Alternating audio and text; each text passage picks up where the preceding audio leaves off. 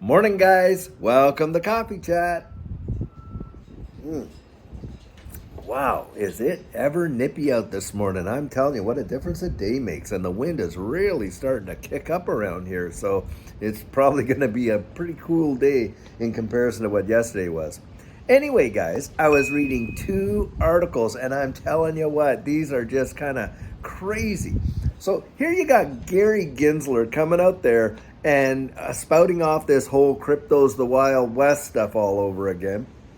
And it's just absolutely laughable and ridiculous when you know for a fact the guy's on tape when he worked for MIT coming out there and telling all of his students all the benefits that distributed ledger technology and blockchain and crypto is going to bring in the future, and on and on and on.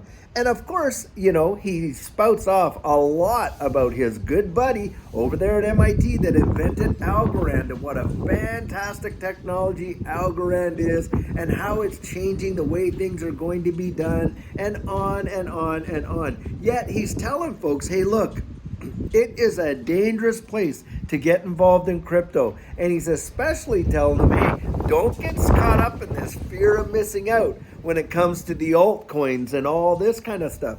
Guys, you just can't trust what these people say. I mean, Gary is right in there with all of his buddies over there in Wall Street, and we know JP Morgan themselves have put out their own JP Morgan coin, and you never hear one word out of the SEC or Gary Gensler with respect to the JP Morgan coin. Is that a security, Gary? And of course, when he was getting all of those, meetings that he was having, with FSBF, you never heard one word about him talking about the FTT token or that it could be a security. Oh no, nothing like that. But boy, oh boy, they don't have any problem coming out there and poo-pooing this space. It's 100% completely disingenuous. In fact, I would not be a bit surprised to find out that old Gary himself holds a significant bag of a bunch of these various blockchains and distributed ledger technologies and cryptos himself. I mean, the guy was into this space really early on and was teaching about this space. And that's why a majority of us, when he was coming in, thought that he'd be a great advocate for the space because, well, he understood it. Well, did that turn out to be a bunch of, disappointment? Because the reality is this guy has been in the back pockets of all kinds of other folks out there on Wall Street. I'll never forget that interview that he was having with Tim Draper there, and Tim Draper was describing what happens when all these guys try to push back on it. Well, Gensler, well, they might adopt it, He says, no, that's the last thing that they do, Draper was saying. And of course, that's because Gary is right in on it with these buddies over here. Remember this, guys. Gary Gensler's net worth is somewhere over the neighborhood of $100 million.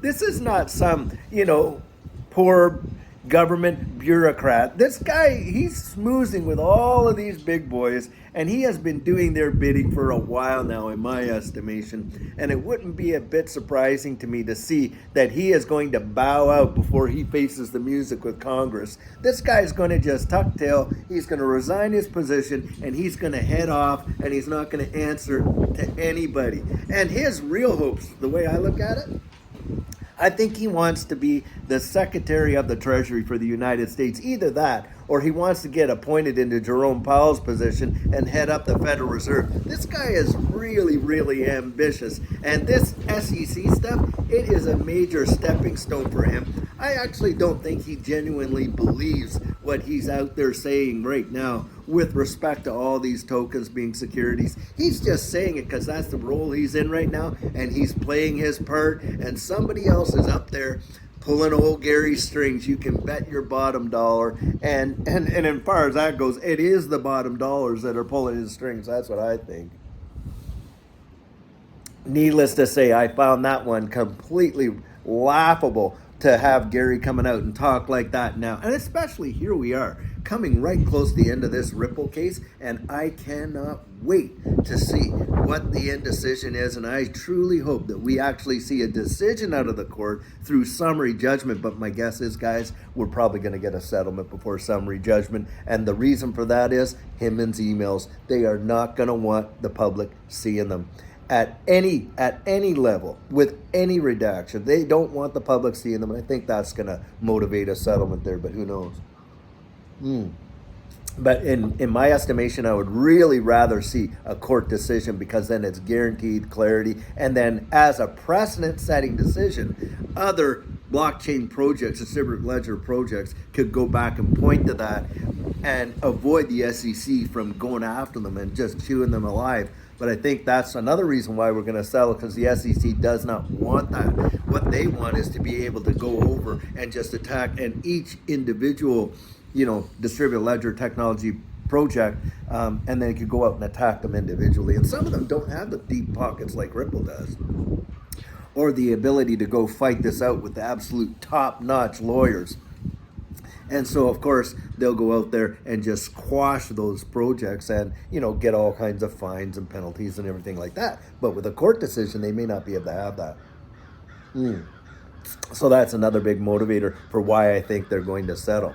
Now, the other article that really had me laughing, well, not laughing, but, that kind of like cynical type of, laugh that we sometimes all get, is I guess apparently all these big pharmaceutical companies didn't make enough money with this, with us as human beings, that now all livestock and companion pets and even so much as bees need to have something put into them so that, we can actually digest these things. And I thought, my gosh, wait, now you're going to see old Fido has to have something done to him, and Tweety Bird over here and Sylvester the cat is going to have, something to him. And don't kid yourself, it's going to be the same folks that brought it out to us that are going to bring it out to them and just padding their pockets like crazy. Unbelievable.